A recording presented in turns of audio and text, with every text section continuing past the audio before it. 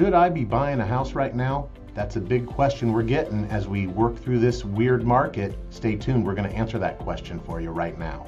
Not everybody should be buying a house right now, but there's some folks that are thinking about buying that should definitely pay attention to what I'm about to say, because there are some great opportunities in the market depending on what you're thinking of doing.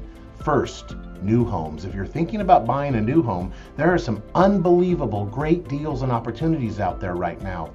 I was out over the recent weekend and I met a lot of the new home builders sales agents at the tracks, and here's what I learned.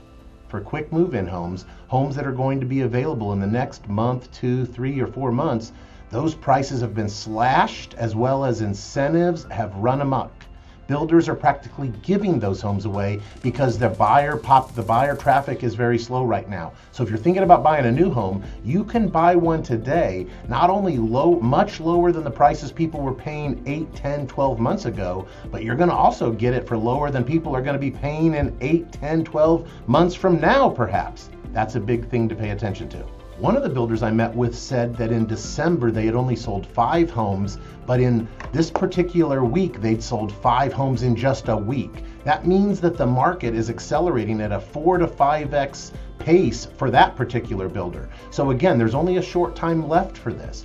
And builders are offering unbelievable incentives on interest rate buydowns, not just for a year or two, but some builders have rates down now, the 30-year fixed rate to 5.49% with $30,000, $40,000 of buydown money that can get that rate into the high 3s or low 4s.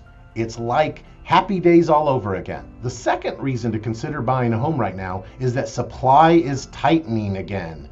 We remember back about a year ago when we had almost no homes on the market. We had barely 2,500 homes for sale, and then that supply climbed to almost 10,000 units back in September of 2022. Well, now it's down around 7,000 units again. Supply is decreasing. Now that the holidays are over, sellers still aren't putting their homes back on the market, which means as we move into the high season, there are going to be fewer options for some of those buyers that need to buy a home in these coming months.